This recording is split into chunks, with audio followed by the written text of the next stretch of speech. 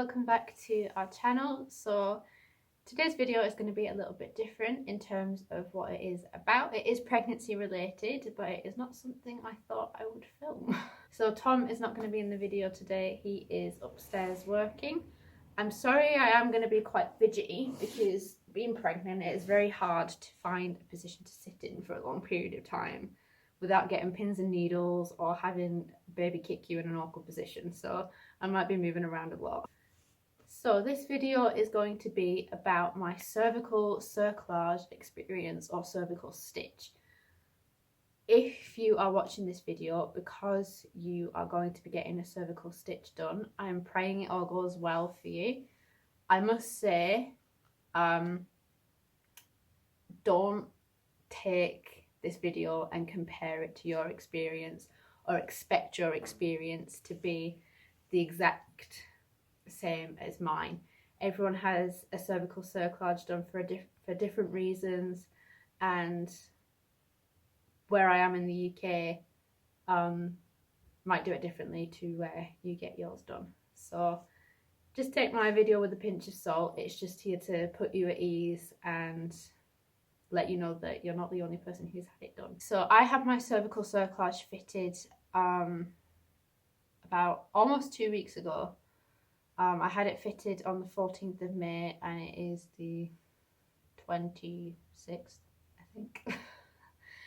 I'm losing track of time and I also have baby brain. So if you have not watched my bump dates for this pregnancy, then I will leave that. Well, I'll leave my most recent one in the end cards to this video. If you would like to see more regular bump dates, then subscribe if you like. That's a big help for me. Or just leave a like on this video or any other videos that you've watched of mine. That's a big help as well. So in my previous bump date, I said that my cervical length scans had started. I'd already had a couple by the time that I had filmed that video. And on the 13th, I'd had my third one, I believe. It was either my third or my fourth cervical length scan with my consultant obstetrician. If you are having a very standard pregnancy and you haven't had to have cervical length scans or anything like that, I'll just quickly give you a run through. So what they look for is they make sure that the cervix isn't shortening and it's not opening up either. I am at moderate risk of going into preterm labour because of plenty of reasons, so I have to have them fairly regularly to make sure that my cervix isn't shortening to the point where I will go into preterm labour with this little man. So I went in on the 13th of May for a regular cervical length checkup. So the regular length, or what's considered normal, is anything that's 25 millimeters or above. Anything above 25 millimeters is considered to be a normal length. And as you progress further into the pregnancy, your cervix will just naturally shorten. So before my cervical length scan on the 13th, the one previous had come back at 32 millimeters and the one before that had come back at 36. So it looked completely normal and I went in none the wiser to what was going to happen. So I got undressed on my bottom half as normal, laid on the table. She took lots of different measurements and she said, your cervix is looking a little bit shorter than last time. It seems to have decreased by quite a lot. So she told me that it was measuring between 23 and 25 because she takes measurements from lots of different angles and then works out a rough average from that. So she said I was borderline 25. So anywhere between 23 and 25 millimeters depending on the angle. So that was a solid 9 millimeter decrease for looking at 23. So I got dressed again, went out and sat by her desk and she gave me 3 options. Option 1 was to do nothing, but neither of us were comfortable doing that. We both agreed that that probably wasn't the best thing to do, considering how much my cervix had shortened in just that small 2-week period. Option 2 were progesterone pessaries. So they're little wax tablets, and you can either put them in vaginally or you can put them in rectally, depending on what you're comfortable with. I personally wasn't comfortable with either. I'm not a fan of things staying inside either end, to be honest. And I told that to her and she was completely understanding about it. And option 3 was the stitch. So with the stitch, the time frame is quite short on which you can do it, because I was already almost 22 weeks pregnant by this point. And she said that we need to do it before you hit 24 weeks, but the earlier we do it, the better. So she gave me a leaflet. If you are in the UK, it was the RC or G leaflet on cervical stitches. And she went through that with me and said, I think this might be the best option. Because if the stitch doesn't work, we can then put you on the pessaries. Whereas if we put you on the pessaries and they don't work, you could be 25 weeks pregnant and it'll be too late to do the stitch. So it was better to do the stitch and have it not work and then have a backup plan than to not do the stitch and kind of go into the unknown. So she rang the ward and asked if I could come in the very next day to have my stitch done. After my appointment, I went home. I spoke to Tom about it. It was a bit of a shock because this is preventative surgery to stop me from going into preterm labour, and the risk is there and it's kind of high. So it was a bit of a shock to both of us. We both kind of had to process it a little bit, but we both agreed that it was the best decision to keep baby boy in there. So Tom's dad had to pick me up despite all the social distancing guidelines, because I was advised not to drive because I would be under spinal anaesthetic and that takes a while to wear off. So I was advised not to drive myself to the hospital. Tom was working, so I couldn't get him to drive me either. So the only option really was to be driven there by a family member who we know hasn't been in contact with anyone who has the virus. So I got to the hospital about 7:45 in the morning, so about 7:45. I went to the maternity reception. I went up to the ward. I was then given my bed where I would be staying for the next few hours, because this is only a day surgery, or for me it was considered a day surgery. Depending on how well you react to the anaesthetic, you might be kept in overnight, or if your cervix was even shorter than mine, they might want to keep you in just to double check that it's actually stuck. So once I was in bed, well, on my bed, they came in and put a cannula in, which was actually probably one of the better cannula experiences I've had. Before I got pregnant, my veins were so tiny, sometimes it would take 3 or 4 attempts to put a cannula in. They also took some bloods to make sure that they all looked good and there was no signs of preeclampsia or anything like that. And they also did a COVID test. That was very uncomfortable. They did the swab up the nose and all the way down the back of the throat. That came back negative the very next day.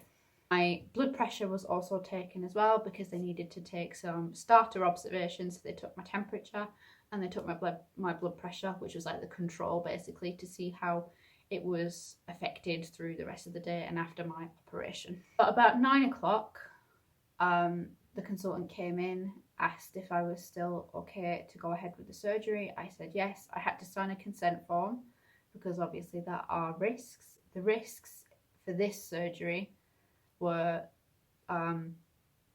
she could do damage to my cervix, depending on how weak it is and how delicate it is. She could damage my bladder, but that is not very likely. The chances of that happening are very small. And the biggest risk was if she could see the membranes during the surgery, the membranes being the amniotic sac around the baby. If she could see the membranes, there was a 50-50 chance on whether she would burst them. And at that point, baby's lungs weren't fully enough developed, so that would end in a late miscarriage. So I signed the permission form. I knew the risks. I was nervous, but I trust my consultant very, very well. She knows what she's doing. So I signed the consent form and that was that. She then went away because she had to do another surgery before mine. But about 9:45, the anaesthetist, I can't say that word properly, anaesthetist came in and went over the process of the spinal. I had never had a spinal anaesthetic done before, so I was very, very nervous. He went over the risks associated with the spinal, but she did say that a spinal is much less risky than if I was put to sleep, both for me and for baby. So I was happy. I was terrified, but I was happy. So at 10:45, I had wristbands put on my ankle and my wrist. I also had the circulation stockings put on. They are not the most attractive socks in the world, but because I wouldn't be able to feel my legs, I needed something to keep the circulation going because I wasn't able to move them. They were put on, and I was then taken up to theatre by one of the theatre nurses. 11 a.m, that was when the surgery actually technically started. That was when they started the process of the anaesthetic. I've got to admit, it was probably one of the most traumatizing things I've ever had done. I was crying, I was terrified. The nurse had to hold my hand, and he couldn't get the needle in the first time. The needle actually started to bend in my back. So he said, right, I'm gonna take this out. I'll leave you for a couple of minutes and we'll try again a tiny bit higher up. Did it the second time and it worked, but he had to do it in 2 stages. So he put a local anaesthetic in my back to make way for the bigger needle, and he put the bigger needle in the same spot, and that felt almost like a scraping feeling, but in the very inside of my back. It was a very, very strange experience. And then after that, the consultant came in and she did the surgery. The entire surgery took about 20 minutes, I want to say, and that was a very, very weird experience. I didn't feel any pain, it was just a lot of pressure, and I did start to feel very nauseous because of the anaesthetic, and I was very shaky and shivery, but once I was on my back I felt a bit more comfortable. So about 11:50, so whole process, anaesthetic, operation, start to finish, took about 50 minutes. I was then wheeled into a recovery room next door, and my observations, so my blood pressure and my temperature, were monitored for half an hour. I was then taken back to the ward where my observations were still being done every half an hour to make sure that my temperature wasn't spiking or anything like that. And then I vomited. I do not have a good reaction to anaesthetic, whether it's general or local. So whether I've been put to sleep or I've had a spinal done, I just don't react well to anaesthetic. And 9 times out of 10, I end up being sick. I do have to say though that after I was sick, I felt a lot better. I was given an anti-reflux tablet afterwards. Anti-reflux tablet was just before I went up to theatre. I ran out of footage, so I had to go and transfer it really quick. So my observations were checked every half an hour after I got out of recovery, and then after a few hours they were reduced to hourly checks. 3:30, my spinal had started to wear off and I was getting feeling in my legs. It was mainly just my butt cheeks. My butt cheeks were the last to regain feeling because I imagine it works from the feet upward. The nurse helped me to get up and moving. I did have a catheter put in during surgery, and that stayed in because obviously you don't have any bladder control if you can't feel if you need to pee or not. So I had a catheter in and that was just draining my bladder. I was in a ward room, but I was the only person in there at that time. There was the room and then there was a door that led onto the main hallway of the ward. So she said, if you can walk to this door comfortably and I don't see you fumbling or anything like that, then I'll take your catheter out and then you can just go to the toilet if you need to. But there was a catch in that. Before I went home, I had to pee 200 millilitres of urine, which is hard when you're so tired and all you want to do is go home. At this point, all I wanted to do was go home and hug my husband. That's all I wanted to do. I didn't feel overly sore at that point. It was just a lot of pressure and it was a bit uncomfortable. When you feel that tired, you just want to pee that 200 millilitres and get the heck out of that hospital. First 2 times I peed nowhere near enough, and the second time I actually started crying because I got so frustrated with myself. I saw the consultant, she's like, "Are you okay? You look like you've been crying." And I said, "I didn't pee enough." And she looked really confused. She said, "I'll see you at the next appointment, just take it easy if you feel like you need to." So 3rd time lucky, I peed the 200 millilitres I needed to, and I was allowed to go home. Just a quick pointer as well. You might see blood in your pee the first time you go after the catheter is removed. I saw a little bit, it wasn't too much, it was just a few drops. But she said that that was normal, and it was more of a brownish tinge rather than bright red blood. And the nurse that I saw said that was completely normal. It's just your body getting rid of it. Because I'd never had a catheter fitted before, or as far as I'm aware. So it was just something new to me that I just wanted to get checked. So before I went home, they checked baby boy and checked his heartbeat on a Doppler, because there's no point in doing an ultrasound or anything like that. So they checked his heartbeat and that was all fine. He was very content in there and he hadn't moved any lower. If he had moved lower, that might have been an indication that my waters might have broken accidentally and he was moving down to come out. But he was very content in there, very happy little baby, and I was allowed to go home. So at 6 p.m, I was out of that hospital and in my father-in-law's car and on the way home. So I was in the hospital for about 10 hours. But again, your experience might be different.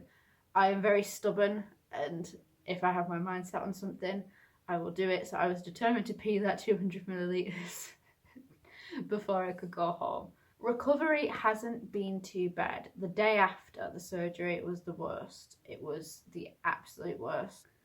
So Tom had to help me up and down the stairs to go to the toilet because I struggled to get up because I was very, very sore. And what didn't improve the situation was the fact that baby was constantly kicking my cervix, like constantly. So that has kind of stunted the healing process a little bit. I do have moments where I do still feel a little bit tender almost 2 weeks on. That's only if he kicks my cervix very hard, and I think he's kind of learned not to now. I did get some discharge. I got some almost tan brown discharge, I want to say. And I haven't really panicked that much because the only time I got told to panic was if I'm having contractions that aren't clearly Braxton Hicks, or I'm bleeding bright red blood, or I'm pretty sure my waters are broken. And none of that's happened yet. So I got this discharge. I was a bit concerned, but me and my husband put it down to white blood cells and my body just healing, and it is a foreign object inside you. Don't forget that. Your body is going to have some kind of reaction to it.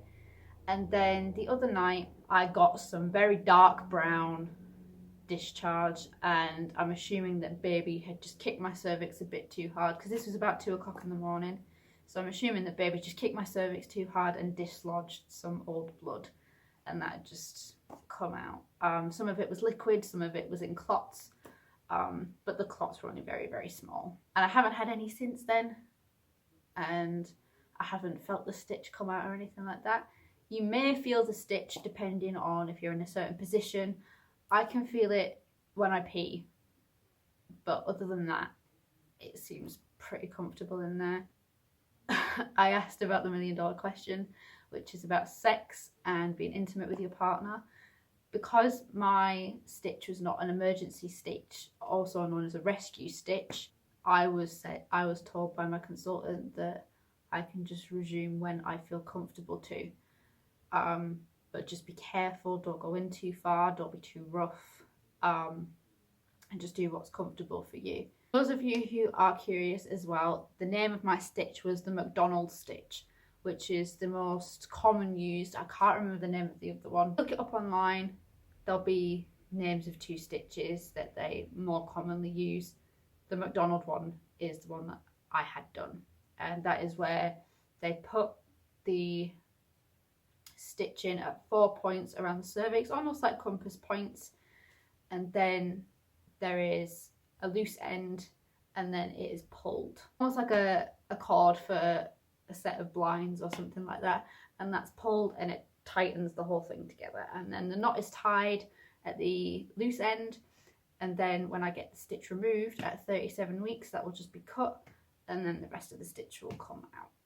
So I haven't had my next cervical scan yet. That is next week, and that will be looking at if the stitch has worked and to see if my cervical length has decreased even more. If it has, then I'll probably be put on progesterone as well as the stitch. But other than that, I feel pretty good after having it done, and baby is kicking more than ever. He's been getting a lot stronger as well, and he hasn't been kicking my cervix as much.